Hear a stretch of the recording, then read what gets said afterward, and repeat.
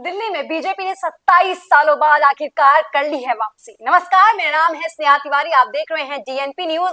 और 27 सालों बाद जब बीजेपी ने वापसी की है दिल्ली में, तो आखिर सवाल उठ रहा है कि मुख्यमंत्री कौन होगा। तमाम वो चेहरे हैं जिनके नाम अभी भी सामने आ रहे हैं, तमाम वो नाम हैं जिनकी अटकलें चल रही हैं। इसी पर चर्चा करेंगे हमारे सहयोगी राहुल चौधरी जी के साथ। जी, सबसे पहले बहुत बहुत स्वागत है आपका। बहुत बहुत धन्यवाद। दिल्ली का मुख्यमंत्री कौन?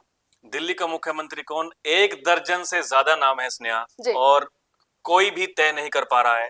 जितने भी राजनीतिक विश्लेषक हैं वो सभी देखिए अपनी अपनी ताल तो ठोकते हैं, लेकिन अमूमन हमने देखा कि बीजेपी वो काम करती है जो कोई सोच भी नहीं सकता।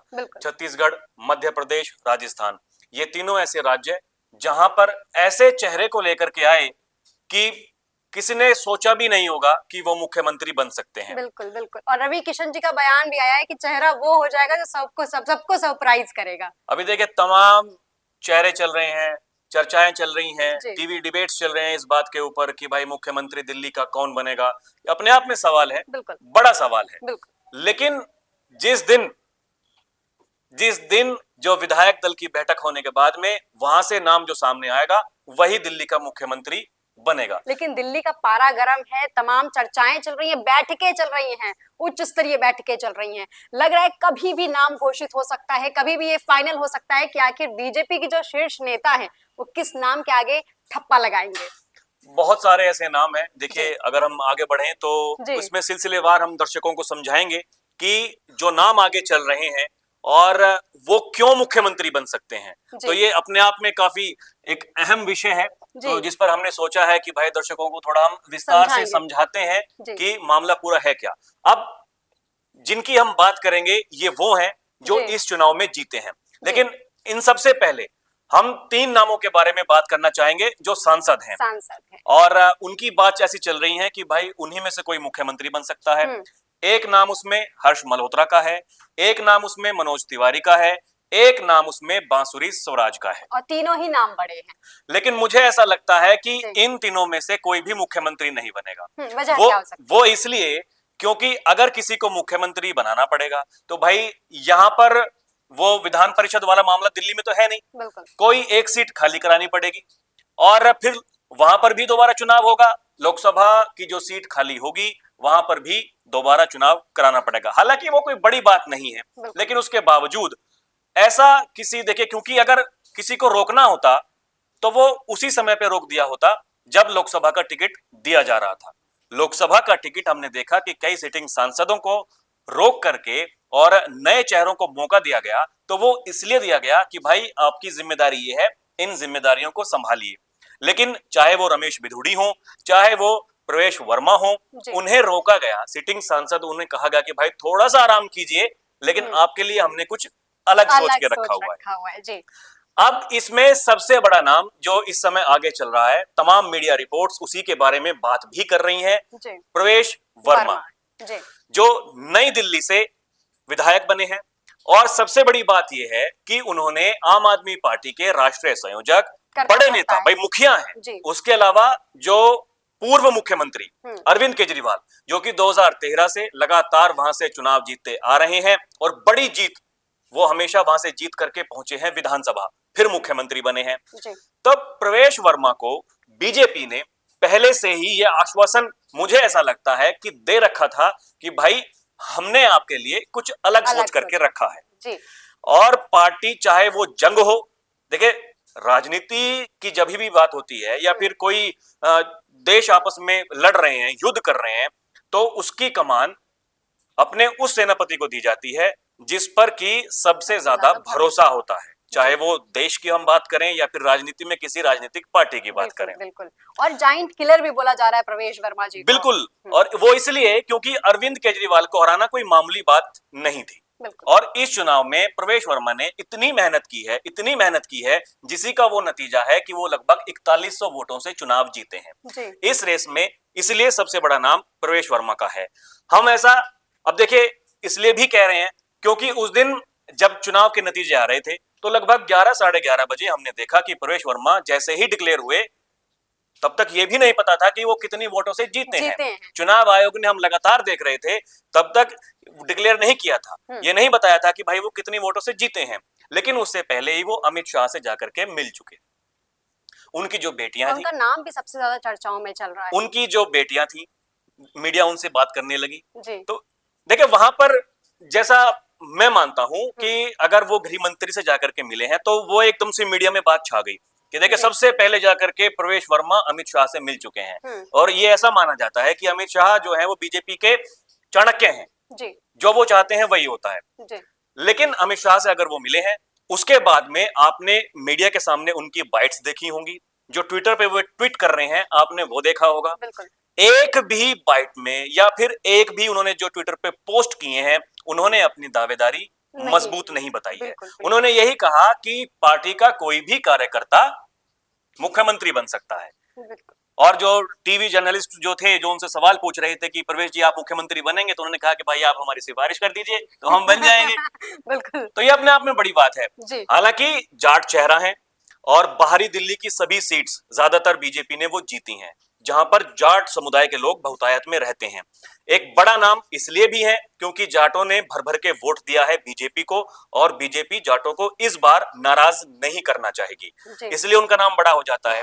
दूसरी बड़ी जो वजह है वो ये है कि साहिब सिंह वर्मा के बेटे हैं और पूरे के पूरे चुनाव में जब हम इस चुनाव को कवर कर रहे थे तो लोगों ने ऐसा कहा कि मदन लाल खुराना, साहिब सिंह वर्मा, उनके बाद में बीजेपी दिल्ली स्तर पर कोई ऐसा नेता बना ही नहीं पाई जो कोई पहले शीला दीक्षित और उसके बाद में अरविंद केजरीवाल को टक्कर दे सके। और अगर किसी ने अरविंद केजरीवाल को टक्कर दी है, उनको चुनाव में हराया है, तो इसका यह मतलब है कि प्रवेश वर्मा का नाम अपने आप में बड़ा हो जाता है।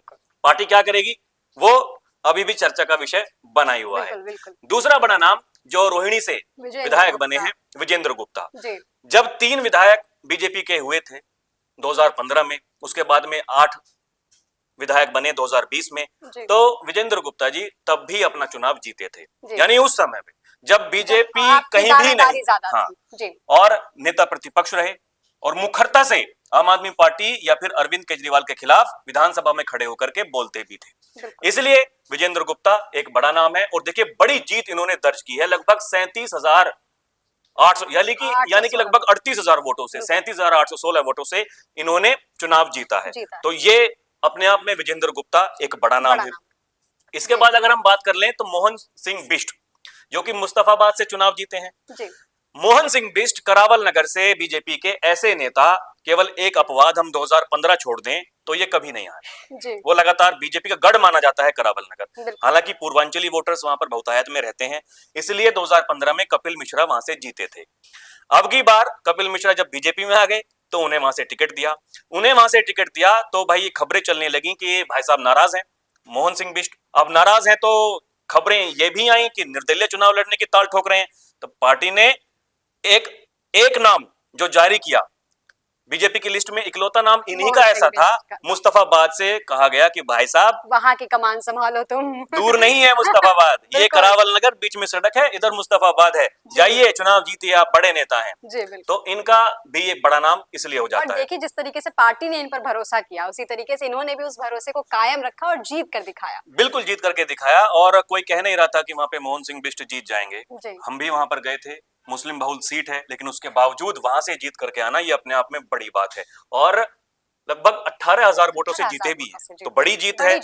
तो ये इसलिए भी इनका नाम चर्चाओं में है। कुछ और जो नेता है, नेतागण है, उनके बारे में भी बात करते हैं। देखिए शकूर बस्ती से करनैल सिंह जो बीजेपी के नेता हैं, बड़े नेता हैं और लगभग 21,000 वोटों से जीते हैं। सत्येंद्र जैन आम आदमी पार्टी के बड़े कद के नेता हैं, उनको चुनाव में हराया है, जो 2013 से लगातार जीतते आ रहे थे। भाई 13, 15, 20 उसके बाद में अगर किसी ने रोका है तो वो करनैल सिंह ने रोका है। और ऐसा माना जाता है कि इनका जो दिल्ली में व्यापारी हैं उनसे बड़ी साठगांठ है। ये अपने आप में एक बड़ी बात हो जाती है, लेकिन वो चुनाव में ऐसा हो, वो राजनीति में ऐसा हो, ऐसा हम नहीं कह सकते। लेकिन चर्चाएं इस तरह की चल रही हैं कि लगभग इन्होंने जो अपनी प्रॉपर्टी दिखाई है अपने कागजात में, तो 236 करोड़ के ये मालिक बताए जा रहे हैं। तो बड़ा नाम है, लेकिन पार्टी को इससे कोई फर्क नहीं पड़ता। ये चीज हमने देख रखी है, बहुत सारे उदाहरण हैं। बिल्कुल आप सही कह रही हैं कि पार्टी को इससे कोई फर्क नहीं पड़ता, लेकिन ऐसी चर्चाएं चल रही हैं मीडिया में कि भाई ये भी हो सकते हैं मुख्यमंत्री। लेकिन दूसरी चर्चा एक और भी है, हम भी पार्टी के नेताओं से बात करते हैं तो ऐसी चर्चाएं हैं कि इनको विधानसभा का स्पीकर बनाया जा सकता है, करनैल सिंह को। तो डीएनपी न्यूज ये दावा कर रही है? नहीं, दावा नहीं कर रहे, हम ऐसी चर्चा बता रहे हैं कि दावे हर किसी के फेल हो जाते हैं, और खासकर बीजेपी जैसी पार्टी के बारे में कुछ कहना मुश्किल है, आफत मोल लेनी है अगर हम ऐसा दावा कर देते हैं तो। अगर देखिए, ये हम बात करें मालवीय नगर विधानसभा सीट की, तो यहाँ से सोमनाथ भारती आम आदमी पार्टी के लगातार जीतते आ रहे हैं 2013 से। सोमनाथ भारती एक बड़ा चेहरा, चुनाव लोकसभा में भी लड़ चुके थे, लेकिन सतीश उपाध्याय और ये दिल्ली प्रदेश के पूर्व अध्यक्ष भी रह चुके हैं, संगठन के आदमी हैं, उनको मौका दिया गया और सतीश उपाध्याय ने 2131 वोटों से चुनाव हराया सोमनाथ भारती को। एक नाम इनका भी चल रहा है, और ये भी चर्चाएं हैं जैसे कि बीजेपी ने जो दूसरे राज्यों में किया है कि भाई एक सीएम 2 डिप्टी सीएम, तो इनका नाम जो है वो डिप्टी सीएम में ज्यादा चल रहा है। सीएम की रेस में अगर हम कहें तो है, लेकिन अगर डिप्टी सीएम 2 डिप्टी सीएम बनते हैं तो ये बन सकते हैं डिप्टी सीएम बन सकते हैं। ग्रेटर कैलाश विधानसभा सीट से हम आश्वस्त इस सीट को लेकर के थे स्नेहा, हम ये बात पहले दिन से कह रहे थे कि बाकी सीटों का तो हम गारंटी नहीं ले सकते, लेकिन जो सौरभ भारद्वाज हैं वो ग्रेटर कैलाश विधानसभा सीट से अपना चुनाव जीत रहे हैं, लेकिन हालांकि हम फेल साबित हुए, हमारा जो गणित था वो गलत साबित हुआ, और सौरभ भारद्वाज अगर वहां पर फेल हो गए और उनको चुनाव हराया शिखा रॉय ने, तो ये भी अपने आप में बड़ी बात है। शिखा रॉय निगम पार्षद रह चुकी हैं और इससे पिछली बार भी चुनाव लड़ी थी बीजेपी की तरफ से, लेकिन पिछली बार चुनाव हार गई थी। इस बार भी लोग ये कह रहे थे कि ये चुनाव हारने वाली है, यहाँ से सौरभ भारद्वाज बढ़िया बहुमत से चुनाव जीतने वाले हैं, लेकिन शिखा रॉय ने अगर उनको हराया है तो अपने आप में इनका कद बड़ा हो जाता है। और ये हमने देखा है कि जब भी पार्टी स्तर पर भी और अगर विधायकी में भी कोई अच्छा काम करके आता है तो पार्टी की तरफ से उसे इनाम जरूर मिलता है। तो लगता है शिखा रॉय के लिए पार्टी ने भी कुछ सोचा ही होगा। बिल्कुल, और एक महिला चेहरा है, सबसे बड़ी बात ये है क्योंकि 2000 अगर हम बात करें 1998 की अगर हम बात करें, जब से बीजेपी सत्ता से दूर है, तो सुषमा स्वराज तब बीजेपी की मुख्यमंत्री थी, उनको हरा करके या कहें तो बीजेपी को हरा करके कांग्रेस ने सरकार बनाई और शीला दीक्षित लगातार मुख्यमंत्री रही। जब अरविंद केजरीवाल जेल से बाहर आए, उन्होंने इस्तीफा दिया, तो उन्होंने भी मुख्यमंत्री को लेकर के महिला को ही प्राथमिकता दी कि कोई महिला फेस होगा तो हमें ज्यादा फायदा होगा। तो ये भी अब काफी चर्चाएं चल रही हैं कि बीजेपी की तरफ से कोई महिला हो सकती है मुख्यमंत्री। अगर ऐसा होता है तो एक नाम शिखा रॉय का है, दूसरा नाम बांसुरी स्वराज का है, हमने जिक्र उनका पहले कर ही लिया है। लेकिन जो जैसे कि मैंने कहा कि अगर उन्हें बनाना होता तो उन्हें लोकसभा में टिकट नहीं देते, विधानसभा में टिकट देते। फिर हम आते हैं ये अजय महावर, ये संगठन के आदमी हैं और संघ के काफी करीबी हैं। ये भी पिछली बार चुनाव जीते थे और इस बार तो कहा जा रहा था कि एंटी इनकम्बेंसी है इनके खिलाफ में। प्रधानमंत्री जी ने वहीं करतार नगर जाकर के रैली की, तो उसके बाद से कुछ मन का माहौल बना। अब देखिए, प्रधानमंत्री जी तो रैली करते हैं, लेकिन उम्मीदवार क्या करता है, कैसे लड़ता है, ये भी काफी मायने रखता है। तो इसलिए ऐसी चर्चाएं चल रही हैं क्योंकि संघ के आदमी हैं, संगठन के आदमी हैं, काफी सक्रिय भूमिका संगठन में निभाई है इन्होंने। तो अजय महावर, और जीते भी लगभग देखिए 26,000 वोटों से हैं, काफी बड़ी जीत मानी जाती है। काफी बड़ी जीत है। गोंडा से फिर से विधायक बने और जो एंटी इनकम्बेंसी थी भाई उसको भेदते हुए फिर से अगर विधायक बने हैं, तो इनका नाम भी चर्चाओं में है। देखते हैं आगे क्या होता है। आगे है रजौरी गार्डन। जी, रजौरी गार्डन से जीते हैं मनजिंदर सिंह सिरसा जी, सिख चेहरा है और पंजाबी बहुतायत में रहते हैं। बढ़ चढ़ के इस बार कहा जा रहा है कि बीजेपी को सपोर्ट किया है, जो पंजाबी वोटर्स हैं उन्होंने भी बीजेपी को सपोर्ट किया है। यही वो वजह है कि इन्होंने देखिए आम आदमी पार्टी को वहां से हराया है और 18,190 वोटों से ये चुनाव जीते हैं। तो संभावनाएं इनकी भी हैं कि भाई इनका भी नाम चल रहा है सिरसा जी का। इसके अलावा एक और पंजाबी चेहरा है आशीष सूद, जो कि जनकपुरी से चुनाव जीते हैं और 18,766 लगभग 19,000 वोटों से चुनाव जीते हैं। आशीष सूद की अगर हम बात करें तो वो गोवा के प्रभारी हैं, जम्मू और कश्मीर के सह प्रभारी हैं। 2020 में भी चुनाव लड़ा था, लेकिन भाई साहब हार गए थे, लेकिन उसके बाद में कड़ी मेहनत की और इस बार जनकपुरी हम गए थे तो लोग ये चर्चा कर रहे थे कि भाई अब की बार तो आशीष सूद को ही हम चुनने जा रहे हैं। अच्छा चुनाव लड़ा, और पार्टी संगठन के आदमी हैं, तो पंजाबी भी हैं, जीत कर भी अच्छे वोटों से रह हाँ, रहे हैं। तो देखिए ये भी अपने जी। आप में एक बड़ी बात है। तो ये देखिए तमाम जो हमने अभी तक बातचीत की, ये नाम चल रहे हैं बिल्कुल। और इनमें से कई सारे फैक्टर हैं। कई वो सारे देखिए फैक्टर। पार्टी जब तय करती है बैठ करके, तो वो ये उन सभी चीजों को ध्यान में रखती है कि भाई क्या होगा, जो सामाजिक समीकरण है उनको भी साधना है, जी। भाई जो जो दिल्ली में जिस समुदाय के लोग रहते हैं उनको भी साधना है कि भाई बिल्कुल। अगर आपने हमें वोट दिया है तो आप अगली बार भी हमें वोट देंगे। बिल्कुल। हम देखिए ये होता है, चाहे वो बिल्कुल, कोई सा भी बांधने की हाँ, कोशिश सब करते हैं। चाहे वो कोई और सा इसके बाद बिहार में इलेक्शंस हैं, तो लगता है कि पूर्वांचलों का भी थोड़ा सा बहुतायत रहेगा हाँ, यहाँ देखिए पर। पूर्वांचली की बात की तो इसमें हम एक नाम भूल गए, वो कपिल मिश्रा का भी नाम है जी। और एक अभय वर्मा का नाम है। लक्ष्मीनगर विधानसभा सीट से वो लगातार जीतते हैं और ओपी जी का नाम है पूर्वांचली चेहरा है विश्वासनगर से। और लगभग 13 सीट ऐसी हैं जो जी। पूर्वांचली मतदाता जहां पर हार जीत तय करते हैं, उनमें से 11 सीट बीजेपी ने जीती हैं। तो एक अभय वर्मा का नाम चल रहा है जी। और एक कपिल मिश्रा का नाम भी चल रहा है। जी। लेकिन क्या होगा, लेकिन क्या होगा, हम ये सभी तो को इंतजार है पार्टी ही है। बिल्कुल। तो बिल्कुल इंतजार करते हैं और बीजेपी ऐसी पार्टी है जो कि जानी जाती है चौंकाने के लिए। चौंकाने के लिए। जी। लगता है इस बार भी दिल्ली में कुछ चौंकाने वाला फैसला कर सकती है बीजेपी। तमाम नामों पर हमने चर्चाएं की हैं, तमाम नाम जो हमारे सामने आए हैं वो तो हमने आप तक पहुंचाने की कोशिश की, लेकिन बीजेपी किसका नाम फाइनल करती है ये तो शीर्ष नेताओं पर ही निर्भर करता है। फिलहाल के लिए इतना ही। ऐसी तमाम अटकलों के लिए, ऐसी तमाम खबरों के लिए हमारे साथ जुड़े रहिए, देखते रहिए टीएनपी न्यूज। शुक्रिया।